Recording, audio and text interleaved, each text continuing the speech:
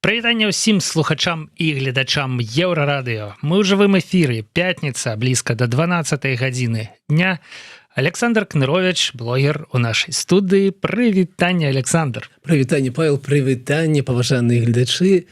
Вельмі рад, такая добрае надвор'е. Не ведаю, як у вас, напішыце ў каментарах, як заўжды. Як на мяне, так, канешне, халаднавата, сябры, але чакаем лета, а не чакаем разбору важных тэм і падзеяў у эканоміцы і ў палітыцы Беларусі найперш і свету пазней у якасці кантэкста, чым мы з Александром уласна кожную пятніцу ў гэтай студыі і займаемся, калі у нас не выходны і калі хто-небудзь нікуды не з'язджае.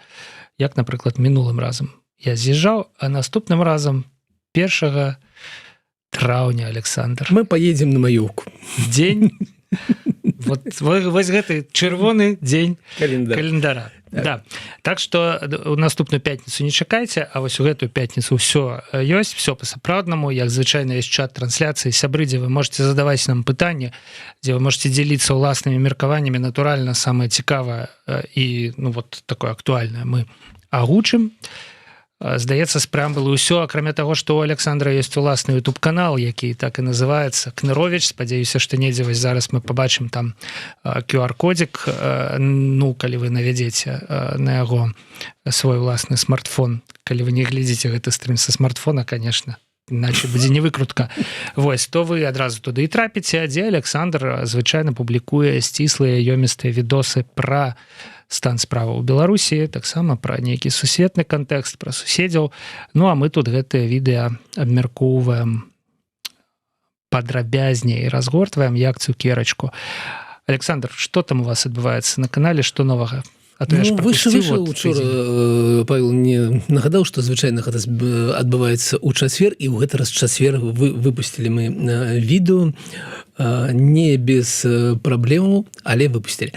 І, ведаеце, адбыліся наступныя падзеі, мне было вельмі цікава абмеркаваць з маімі падпісчыкамі вось гэты бунт, я гэта назвал як бунт по-расійску согласных, а згодных по-будзе бы беларуску. Бунт згодных. А в беларускай мове няма этого каламбура, да? Так, бунт согласных, может быть, зычныя літары, напрыклад, але не важно. Это бунт згодных. Так, тое, што адбылося ў Расіі, тое, што выйшла вельмі вядомая гэтая інфлюэнсерка, можна так сказаць, таму што дзяўчына вядомая сваёй вядомасцю, Вікторыя Боня, і пачала распавядаць Пуціну, што вы ж не ведаеце, Владимир Владимирович, а тут такое адбываецца, я зараз вам все распавяду.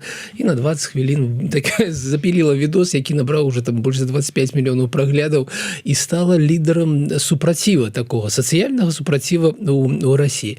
І адначасова ў Беларусі выйшаў выкладчык Бугуіра і таксама запісаў відос на гадзіну 18 со зваротам да Лукашэнкі. Тут хайцішніку нейкі гігантаманія. Я памятаю, адзін з БТР звольніўся і запісаў на 7 гадзінаў стрым пра тое, што там, хто там, як там, да гэта на гадзіну 18. Ну, тут... вы ведаеце, ён паказаў свае якасці як выкладчыка, таму што гадзіна 18, яно была вельмі такая напоўнена інфармацыя, так паступова раскладзена, і там не было нічога лішняга, не было ніякіх пауз. Ну і па-другое, гадзіна 18 гэта звычайная пара у навучальных установах, таму ён для сябе ўсё зрабіў так, як мае быць. У звыклым. Так, і вось гэтыя выпадкі між сабой вельмі падобныя. Ну і, канешне, гэтым жа відосе я яшчэ прыгадаў, таму што мне падаецца, што гэта тоже таксама было істотна. Гэты выпадак у Лебяжым, у мінскім Лебяжым, калі гэтым жыхарам іх такая была неспадзяванка, што замест дзіцячых садкоў у іх будуць пабудаваныя академікі па-польску. Інтэрнаты там, здаецца, для дактароў, для Так. Прапаганда прайшлася пра іх. І вось гэты тры выпадкі паміж сабой вельмі падобныя. У чым яны падобныя? У тым, што ёсць вялікая колькасць людзей. Вось ведаеце, паважаныя гледачы Еўрараду, мы павінны з вами разумець, што мы з вами знаходзімся не тое, што ў меншасці, але ў меншасці ў сэнсе некай актыўнай грамадзянскай пазіцыі, што людзі, якія жадаюць жыць сваё жыццё, не звяртаючы ўвагу на палітыку ўвогуле, зразумела таму, што яны лічаць, што не могуць на яе паўплываць, таму што ніякая палітыка не датычыцца іх асабістага жыцця. Так вось гэтых людзей, іх шмат больш. Іх там, напэўна, палова насельніцтва Беларусі жывуць жыццё, не звяртаючы ўвагу на Лукашенка, на Пуціна, на кагосьці яшчэ. І яны для сябе вырашылі, што яны на гэта не ўплываюць, яны аддалі свае права, сваё права на кіраванне сваім жыццём, сваёй краінай Пуціну ці Лукашенку ў палітычным сэнсе. І гэта такая угода, гэта такая дамова. Мы не чапаем палітыку, мы не датыкаемся вашага права на ўлады, сядзіце там себе, варуйце, кіруйце, рабіце, што хацеце, а ў нас ёсць жыццё, у якім вы зрабілі парадак, і справядлівасць. Пажадана, каб вы не пагаршалі гэта ўсё і не лезлі ўжо в нахабную сваімі халоднымі чекісцкімі рукамі, да? І вось так жила Боня. Так, напэўна, жыве гэты выкладчык, хаця там все не так просто. Мне потом напісалі мае гледачы асабістыя, што ўсё там вельмі цікава з гэтым выкладчыкам. Але вось так яны жывуць і нічому не рыхтуюцца. І тут зненацку у Вікторыі Боні весь бізнес, які быў пабудаваны у інтэрнэце, у Інстаграме, ён, таму што інтэрнэт, таму што Інстаграм у Расіі пад забаронай. І Тэлеграм зараз будзе пад забаронай. І ў яе з'яўляецца пачуццё, што дзесьці яе падманулі. І гэты самы выкладчык, які таксама ён так чырвона-зялёны, сапраўды чырвона-зялёны, ён спадзяваўся, што ёсць у краіне парадак, ён звяртаўся ва ўсе органы, які мог звяртацца, ніхто не вырашыў яго праблем. Ён распавядае пра факты такой наўмыснай карупцыі у Бугіры, з якой ніхто не борецца, сапраўды. І вось, калі дзяржава прыходзіць у іх, у тую частку іх жыцця, якую яны лічылі сваёй прыватнай, што ніякі Лукашенко, ніякі Пуцін ніколі не будзе кранацца, то неяк так адбываецца, што адданыя правы, яны потым вяртаюцца з праблемамі да іх жа самых. Але які спосаб вырашэння праблемы? Не спосаб адстаяць свае правы, сапраўды, а звярнуцца да цара, мол, ты, цар, батюшка, не ведаеш. Ты не ведаеш, тебе твои бояры не тое распавядаюць. Я табе распавяду, як насамрэч все абстаіць. Гэта песня ў Расіі ўжо не першае стагоддзе. Так, яна, напэўна, пабудавана на гэта. Добры, баяры дрэнныя, это ж, я не ведаю, з часоў Петра Першага, можа і там раней. Петра Першы парэзаў. Ён іх гэта сама. Слухай, но Вікторыя Боня, якую яна прапануе выйсці. Яна кажа: паважаны Владимир Владимирович, а давайте вы асабіста зарэгіструецеся ў сацыяльных сетках, а мы будзем вам асабіста пісаць. І тады вы все будете ведаць. Як вам выйсці? Мне падаецца вось так. Чаму я прывязаў да гэтага лебяжы? Лукашенко тое самае сказаў, а потым скардзіцеся мне у TikTok, калі ласка, все, калі у вас там нешта, правда, толькі да жанчын звяртаўся, але тым не менш. Палова насельніцтва, так што нормально. Пра Качанова мы запомнім. Гэты пунктик, трэба даць вам дагаварыць. Я дойду до конца думку, а пра Качанова, конечно, павінны вспомніць. Так вось, у чым выпадак у Лебяжам такі ж самы? У Лебяжам жывуць звычайныя людзі, якія таксама ў сваёй большасці не глядзяць Еўрараду ці Белсат, ці не чытаюць зеркала, так? Але калі наступілі на іх правы, а яны сапраўды кажуць: слухайце, у нас год таму, у 25-м годзе было абмеркаванне забудовы, там не было ніякіх інтэрнатаў, больш за тое, у нас не хапае дзіцячых садкоў, не хапае іншых, там іншыя ёсць праблемы. І у нармальнай дзяржаве гэта пытанне мясцовых саветаў. І каб вы ведалі, паважаныя гледачы, у меня там у Кракаве жыццё, і як там у той мясцовасці забудоўшчык согласовывае з мясцовымі жыхарамі, што менавіта ён будзе забудоўваць. Ну, гэта працэс на некалькі месяцаў з вельмі такім дакладным такім абмеркаваннем таго менавіта, што будзе пабудавана. Ведаеце, гэта вельмі такі, і гэта пытанне мясцовых на мясцовым узроўні, гэта пытанне мясцовых уладаў, а тут как бы, ну, вырашылі.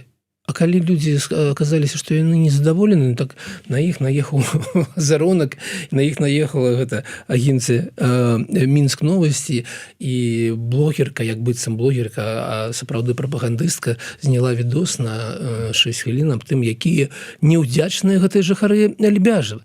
І вельмі цікава было чытаць каментары. Там 150 каментароў, і распавялі насамрэч, што ў некаторых людзей у гэтым Лебяжым дзіцё радзілася, і ўжо ў школу пойдзе, а дзіцячага садка яны так не дачакаліся.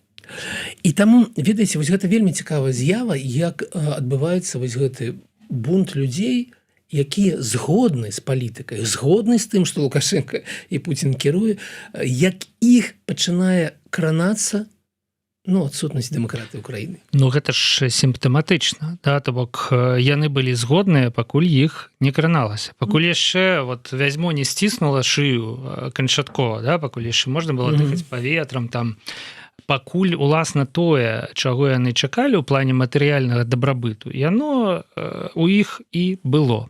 І вось я б дадаў гэты шэраг яшчэ бедных, гаротных жыхароў Чарнаморскага ўзбярэжжа, Расіі, горада Туапсе ў прыватнасці, да, якія вот апошнія 4 дні пасля таго, як узброеныя сілы Украіны ударылі па нафтавым тэрмінале ў порце, жывуць проста ў нейкім, да, апакаліптычным кашмаре. Рональд Эмерых здымае. Я гляджу тут картынкі, гэта, ну, што бачу ў тэлеграме Еўрарадыё, вот сёння это дзеці вось гойдаюцца на арэлях на такіх, да, а на фоне просто слупішча дыму. Дым расцягнуўся на 300 кіламетраў, значит, куды ветер дзьму, выпаў нафтавы дождж, да, то бок яны цяпер там адціраюць сабак сваіх катоў.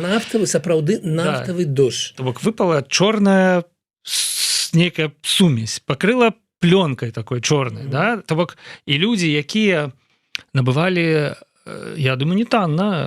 Это ж курорт, это, да, узбярэжжа, мора чорнае, цёпленька, да, яны плачуць. А што здарылася? А як это так вот? А як это вот дапусцілі, да? Ёсць у іх прэтэнзіях агульная рэч. Яны не заўважаюць першапрычыну. Як і вот Вікторыя Боня таксама. Тут бы я таксама, вот вы агульнае вось гэта вось працягнулі праз все прыклады. Чытаю, як вось айцішнікі розныя расійскія, да, пратэстуюць. Яны. Сутнасць пратэста і такіх постаў шмат. Я плачу падаткі, якія расійскі ўрад выкарыстоўвае на тое, каб блакаваць VPN, які мне патрэбны для працы, з якой я плачу падаткі і далі па коле, да? То бок у тебе не ўзнікае думкі, а як ты апынуўся ў сітуацыі, што табе для працы патрэбны VPN. Я шчыра памятаю, што ніякага VPN-а, ну, для нейкіх асаблівых выпадкаў, да, ты карыстаўся VPN-ам. І то, звычайна, калі ты сам... Ты не быў упэўнены, што вот просто так зайсці ў інтэрнэт і зрабіць тое, што ты вот хочаш зрабіць, это вот нормально, да, і все будзе добра. Вот тады, вот, конечно, ты включал VPN. Цяпер у іх ва ўсіх VPN, і яны пратэстуюць не супраць гэтага, а супраць таго, што ну, VPN блакуюць. Ну вы што? Ну, здурень, ну, вот, так, першы вот крок у гэтым даунгрейдингу, да, у гэтым падніжэнні стандартаў, ён прайшоў, ну, плюс-мінус, да? Ну, набылі VPN-ы там все, да?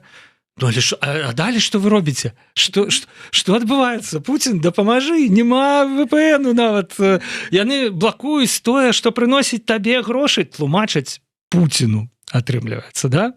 Вось, і гэта, конечно, мяне, ну, вот, як это у галаве ў чалавека, як гэта працуе прапаганда, да, як працуе вось гэта прыстасавальніцтва паступовае.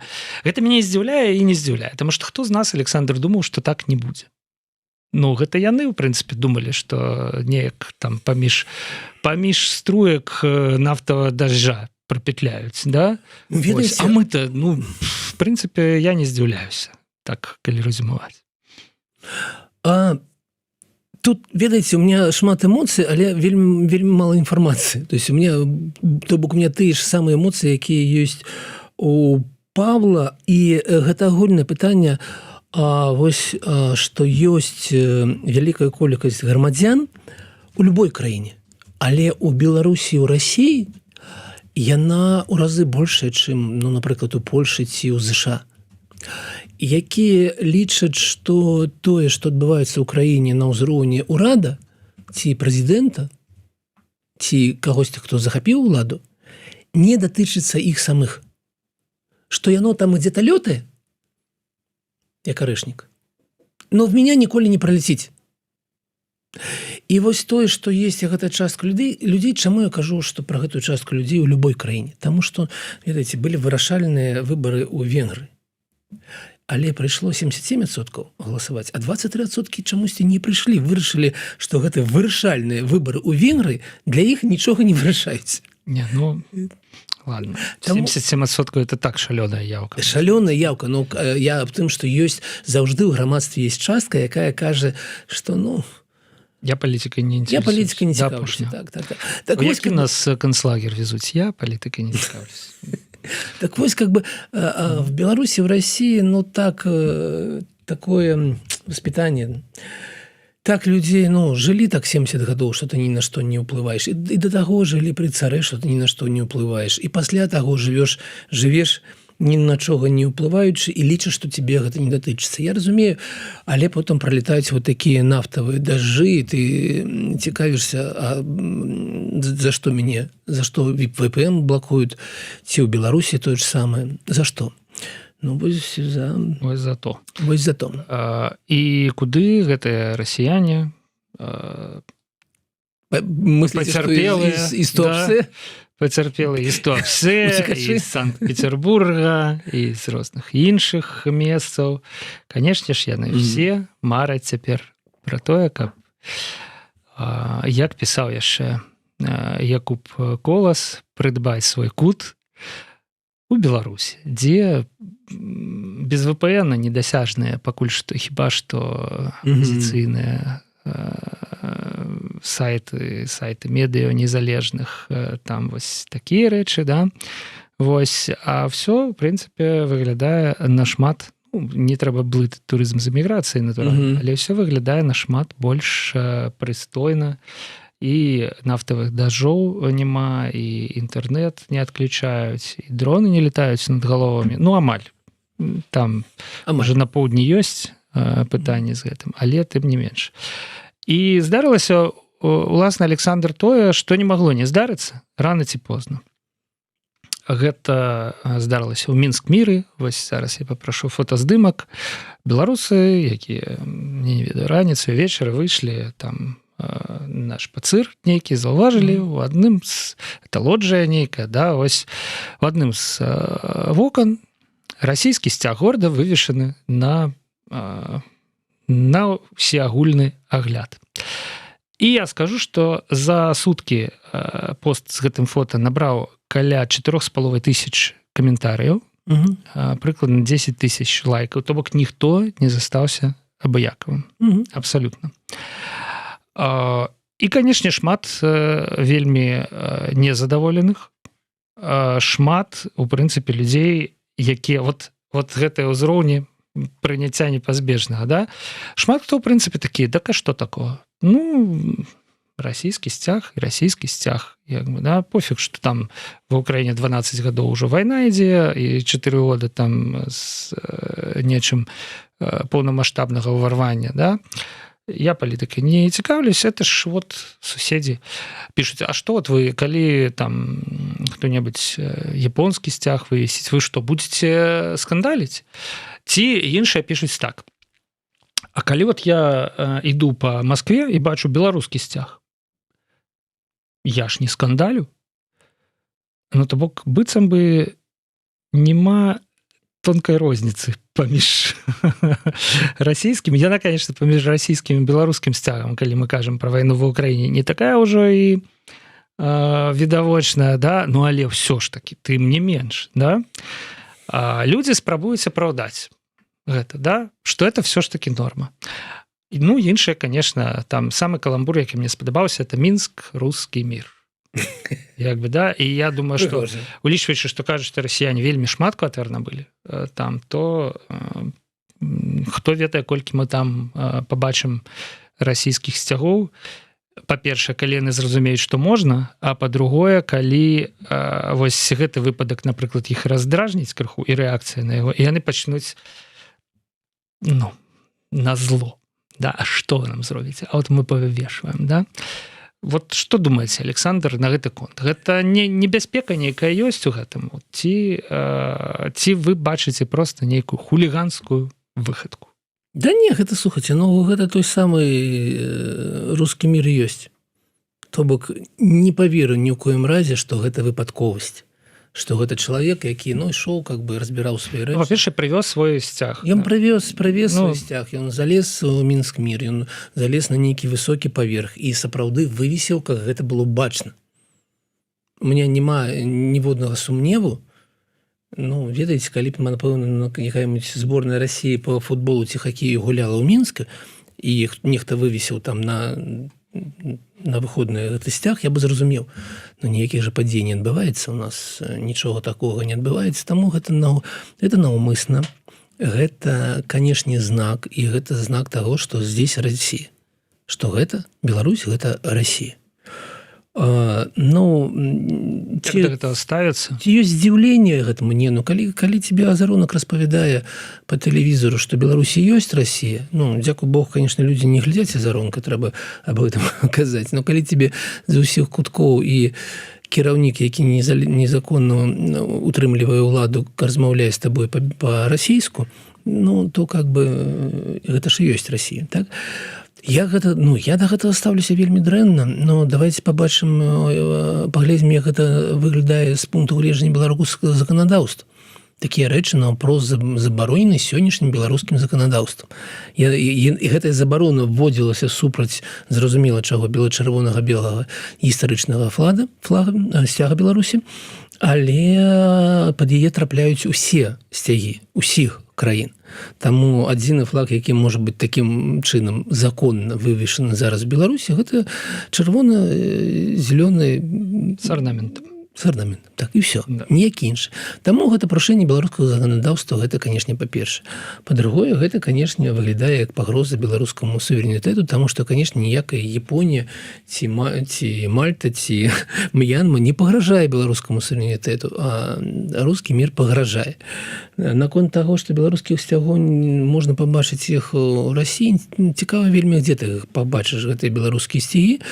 Ну і другое, ведаеце, давайте пашукаем у Расіі агульнадаступныя тэлеканалы на беларускай мове. Ці, магчыма, школы беларускія на беларускай мове ў Расіі ёсць. Магчыма, вы аб гэтым ведаеце, я аб гэтым не ведаю, наколькі я ведаю, напрыклад, на украінскай мове, а в Расіі там 3 мільёны украінцаў жыве. Няма ніводнай школы ў Расіі на украінскай мове. Ну, гэта не беда ў тым, што на нацыянальных мовах гэтых самых народаў, якія жывуць у Расіі, няма школы. Вось гэта вялікая беда для самой Расіі. Таму рускі мір, канешне, не наступаеце, да гэтага ставіцца нельга ніяк па-іншаму, акрамя такога не павінна быць. І ведаеце, у чым справа? У тым, што Лукашенко таксама не зацікаўлены, чтобы гэта вось так вісела. Што гэта не тое, што... Ці можа ён нешта зрабіць? Конечно, можа. Ну, ведаеце, у нас же ёсць забарона георгіевскіх лентачак. Ну, яна нейка такая... Яна працуе. Неафіцыйная такая. Неафіцыйна, але гэта працуе. І таму да гэтых таксама я разумею, што нехта прыйдзе патлумачыць, што не трэба. Мы, канешне, браты, але ж... Не настолькі. Не настолькі мы браты. Так. Браты, конечно. Я показывала Боне, я как бы, вось мы тут, мы народ, а вы... Владимир Владимирович, чамусьці тут, і паміж намі... VPN. Лена ведае, дзе Владимир Владимирович дакладна цікава. У яго ж там куча рэзідэнцыі і ва ўсіх аднолькавыя кабінеты. Каб ніхто не ведаў, дзе ён дакладна. Вікторія Боня. Добрае кіно быць Джоном Малковичем. Яна інфлюэнсерка, в прынцыпе, конечно, але настолькі.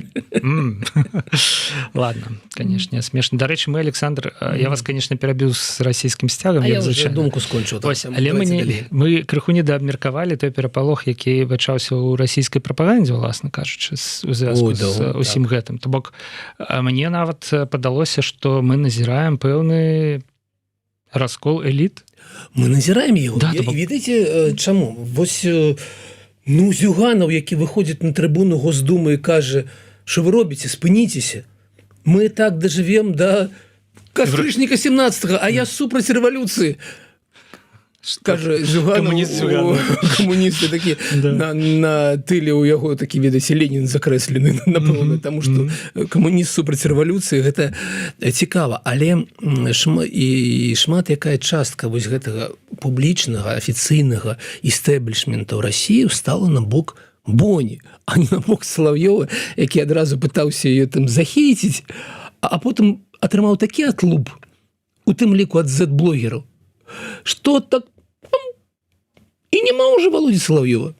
І ён уже такі ціхенька адпаўзае ад сітуацыі, ад Боні, і разумее, што яго рэйтынг, там 70-й ён сярод каналаў, а рэйтынг Боні, што гэта, ведаеце, гэта вельмі цікава. Чаму? Таму што вось жыве прапаганда і жыве афіцыйныя ідэолагі.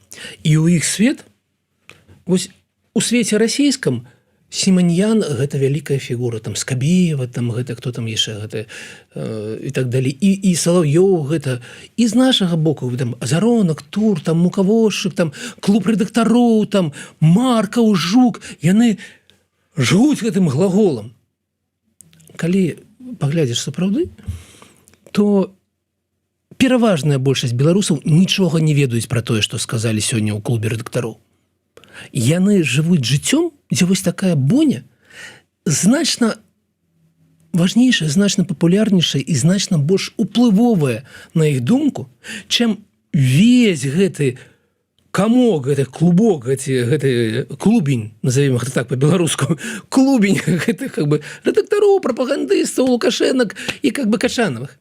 Што ўплыў людзей, якія сапраўды робяць нешта цікавае для людзей, значна больше, чым вся гэтая прапаганда. Они заіграліся. І Салаўёў, і Тур. Яны заіграліся ў свой, як быццам, уплыў. Насамрэч, яны трапляюць, максимум 10% аўдыторыі. Все остальное жыццё адбываецца без іх. І вось гэты прыклад, раскол эліт у Расіі, ён, сапраўды паказальны. Таму што не адбылося ніякага хейта і энагента Боні, не здарылася яна заўтра, а роўна наадварот. Зараз пагражае Салаўёву нейкія наступствы таго, што ён зрабіў. Я ўжо не кажу пра гэтага Артэмія Лебедзева, якога забілі на паралельна, да.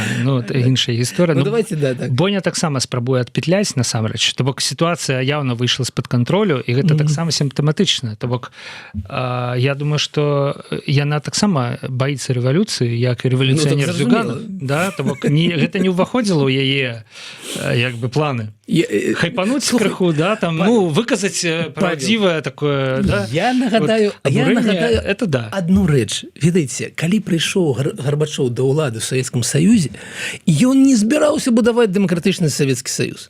Ён збіраўся трохі падкруціць... Перабудаваць. Это же так і называлось. Так, конечно. Але якасць сапраўды вось гэтай самой аўтарытарнай канструкцыі, яна менавіта ў тым, што калі ты вось адзін куточак трохі падпраўляеш, то яна сыпецца ўся. Яна так пабудавана. І таму вельмі цікава назіраць за наступствамі выступаў бунта згодных. І скончым мы сёння, канешне ж, нашымі любімымі тэмай, кадрамі. Ой-ой. Лукашенко, верталёт. Тут мы падыходзім да гэтай тэмы і праз прапаганду, вось, і праз Савецкі Саюз, да, вось, все сышлося у адным месцы. Я заўважыў, што вось апошнім тыднем Лукашенко азірае свае ўладанні з верталёта. І гэта цікава у некалькіх, так бы, як бы мовіць, плоскасцях, праекцыях, вымярэннях там і так далее. З аднаго боку, кинематографично, конечно. Ну, летит вертолет. У кого вертолет, той, в принципе, и важный, блакитный галоўны чалавек. Ну не, у яго ж такі блакітны, да? Но ён все ж таки не настолькі, Александр. Ён чараўнік, каб яшчэ і на блакітным лётаць. Ну і народ, магчыма, таксама не зразумее. Вось. Але сэнс у тым, што з вертолета, конечно, может быть, это нават не его инициатива была. Может, ему подказали, давай вертолет там классно выглядаць будзе, там кинематографічна и так далее. Але з вертолета реально не бачна, наколькі абасраныя коровы под тобой, значится, вот в этом самом. Бачна агульная картина. І гэта відавочна з таго, што кажа Лукашенко, калі ён прыземліцца. Тое, што ён бачыў з вертолета, окей. А вось тое, што на зямлі ізноў нешта, куды б ён не паехаў, ізноў сустракае адно і тое ж. Значит, сёння 24 красавіка візіт у Мазыр. У Мазыр візіт на Мазыр агросервіс. Мазыр агросервіс і ўвогуле, што такое агросервіс, агросервіс? Гэта прадпрыемства, якое рамантуе і абслугоўвае сельскагаспадарчую тэхніку. Чаму ён туды паехаў? Таму што хутка трэба сеяць. Ну і, конечно, ну да, ну хутка. Ну не заўтра, але ну рыхтавацца трэба ўжо сёння. Нешта уже Вось. І значыцца, што мяне здзівіла у тым, што паказалі Лукашенку на мазырскім райаграсервісе. Давайте мы дзве фатаграфіі, якія вось апублікаваў. Я не буду перакручваць нічога. Вы бачыце лагатып, пол першага, да? Вось адна. Давайте паглядзім на яе уважліва. Можа быць, вы таксама гледачы нашы заўважыце што-небудзь, за што зачапілася маё вока. Не ведаю, пагодзіцеся. Давайте другую, можа быць, паглядзім таксама, да? Бок такіх фотаздымкаў, я думаю, там можна зрабіць даволі шмат. Вось нават нас паказваюць на фоне гэтых фотаздымкаў. Да чаго тэхніка дашла, Александр? Да? Ну, не буду хадзіць навокал. Мне дзіўна, што вся гэтая тэхніка такая чыстая. Ну, я так думаю, што калі тэхніку прывезлі на ремонт, то выглядаць яна так не будзе. Там, калі мы паглядзім вось гэтыя самазвалы, да, так там, ну і колы, ну ясна, што эта машына нідзе не ездзіла. Ну, не вымаеш ты, не вымаеш яе да такога стану. Я не разумею, чым сэнс. Ты прыязджаеш на прадпрыемства, дзе тэхніку рамантуюць, а табе там паказваюць новую тэхніку, якая яшчэ не ездзіла нідзе. І, можа бы, я не ведаю, паедзе яна ці не паедзе, можа быць, там уляжы ўвогуле. Ну, ведаеце, я зараз адпавяду на ваше пытанне, але я папрашу на папярэдні здымак на экран. Чырвоненькім. Я адпавяду наконт таго, што яна новая ці не новая. Я вельмі сумую, калі я гляджу на гэтую картынку. Чаму? Я не з'яўляюсь адмыслоўцам сельгастэхнікі, але я бачу, як гэта ўсё зроблена не, ведаеце, не эрганамічна. Вось шмат дробязяў, якія зразумела, што у рэчаіснасці, калі яна пачне працаваць, то яно будзе там забівацца, яно будзе шкодзіцца, таму што, ну, мы бачым, як гэта, ведаеце, зроблена не як тэхналагічны дызайнер ці канструктор гэта зрабіў так, каб, ну, гэта ж праца, яна ж будзе пойдзе ў поле. Не, ну, зроблена як чалавек просто сам себе для гэтага лецішча нешта зварыў, как бы, і пайшоў. І таму, канешне, гэта будзе неэфектыўна, не эрганамічна, гэта будзе, яна будзе заязджаць на райагратэхніку часцей, чым магла бы, калі б гэта было зроблена добра.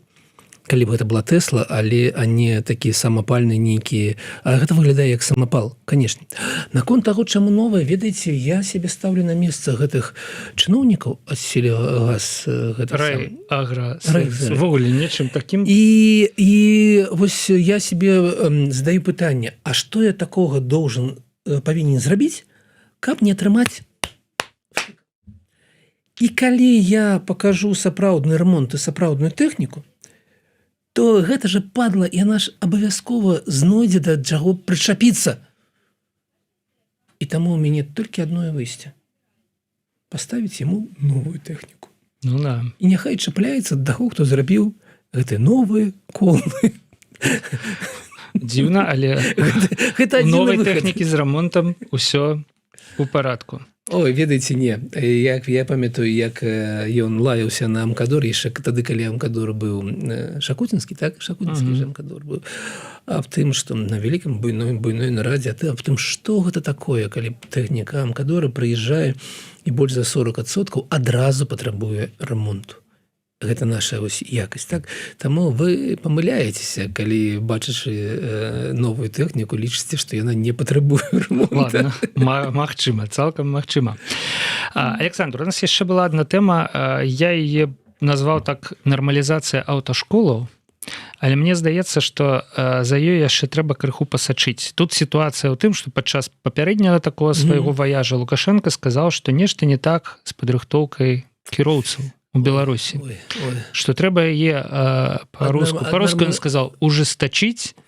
Па-беларуску няма такого вот адпаведніка слова ужестачыць, літаратурны адпаведнік это ўзмацніць. І ён не перадае, конечно, менавіта вот жесть. Колеру. Да? З гэтага слова знікае вот гэты характар таго, што трэба зрабіць з падрыхтоўкай кіроўцаў у аўташколах. Давайте придумаем новое слово. Будзе ужарсціць. Ужарсціць. Ну, яго няма ў беларускай мове, але будзе. Ужасціць неяк, да? Там, што... вот нешта такое. Карацей, мы мусім придумаць слово, з якога зразумела, што это не просто ўзмацніць. Конечно. Да? Это яшчэ і вот неяк вот незручнасці гэтым людзям. Да, вот каб яны пакутавалі. І кіроўцы, якія будуць рыхтавацца для того, каб вадзіць аўтамабілі, яны таксама будуць пакутаваць. Пакуль што не зразумела, што за гэтым стаіць. Магчыма, сапраўды нейкія рэальныя хібы збіраюцца ўлады выправіць. А якія? Ну, яны ёсць. Напрыклад, малавата практыкі. Все кажуць, што, напрыклад, калі ты на мотоцикле хочешь ездить, то там кіроўца, этот инструктор, в принципе, бачыць, что ты умеешь ездить на мотоцикле, и как бы все, до побачення. Гэта такая частка жыцця, что у якой ты сам ужо дарослы чалавек павінен сам за себе адказваць. Ты не павінен палагацца на тое, што вось ёсць школа, і ў ёй там, ну, камусьці вы дастаткова, ведаеце, там 30 гадзін навучання, а камусьці і 300 гадзін замала, таму што, ну, людзі розная такая здольнасць да навучання менавіта вось гэтаму важдзенню.